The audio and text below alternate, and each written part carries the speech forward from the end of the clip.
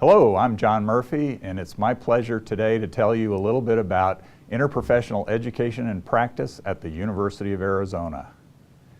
The University of Arizona Health Science Colleges have a reasonably long history of interprofessional education and practice that began to be enhanced around 2005.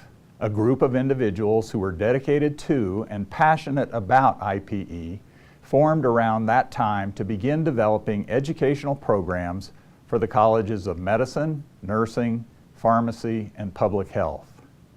3 planning retreats that were attended by a broad spectrum of interested faculty, staff, and students have, since 2005, helped guide the direction of IPE activities.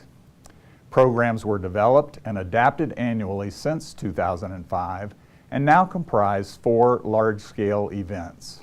Though we've faced all the usual challenges associated with bringing 300 to 450 students together for educational activities like scheduling, finances, appropriate rooms, technology glitches, and so on, there has been a real commitment from the deans of the various colleges to allow our efforts to succeed.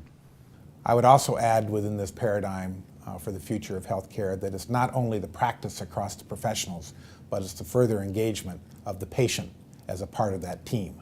So it's not only pharmacists, physicians, nurses, and public health providers, but the patient who is critical to fulfilling the true ideals of interprofessional practice.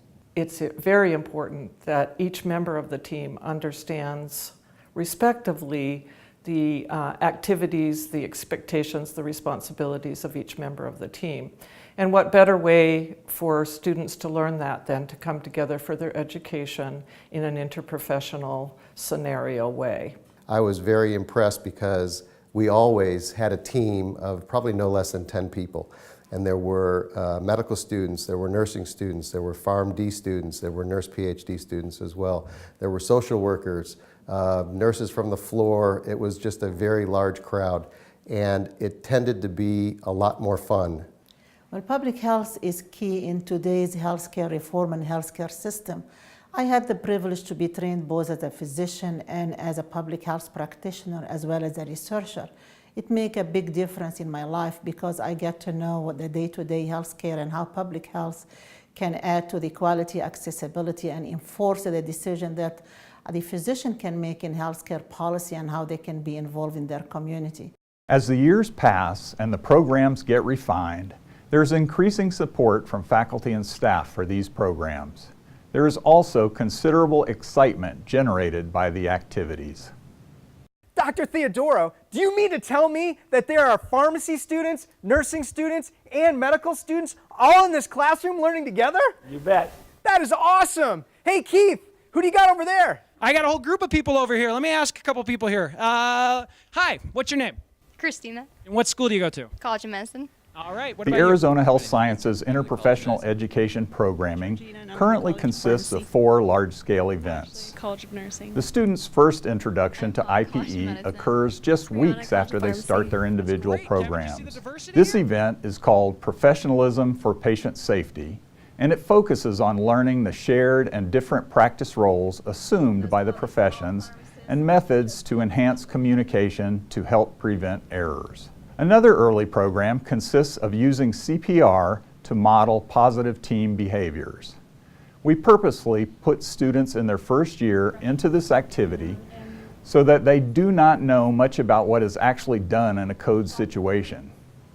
At the beginning of the event, they are timid and have difficulty determining who should do what. By the end, they're functioning as a team working to save a patient's life. All right, continue compressions, we need IV, and someone will start ventilation.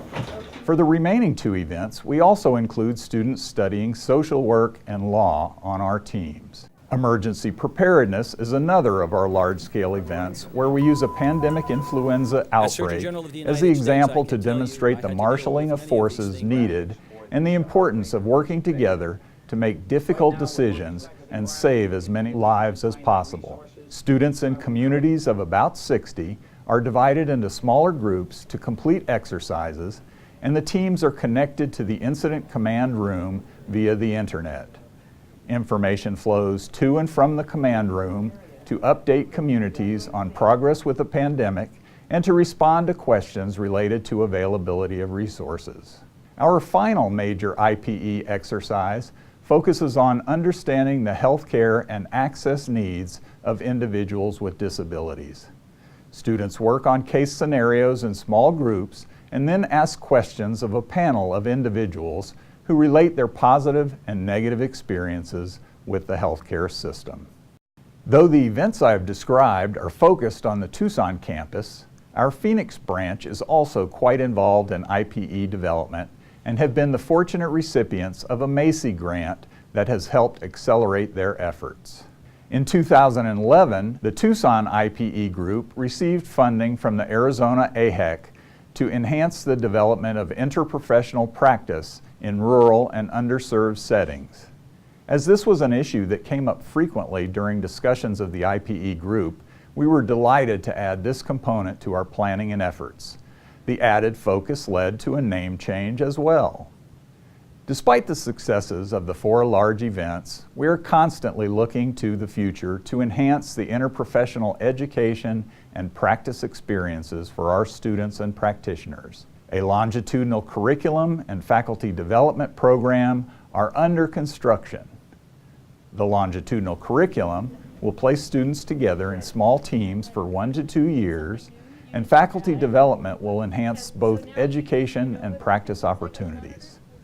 Our core team has had many great times and good fun working together over the years, and we look forward to the time when we no longer refer to interprofessional education and practice as interprofessional education and practice, but rather just education and patient care, because interprofessional is how we do it all the time.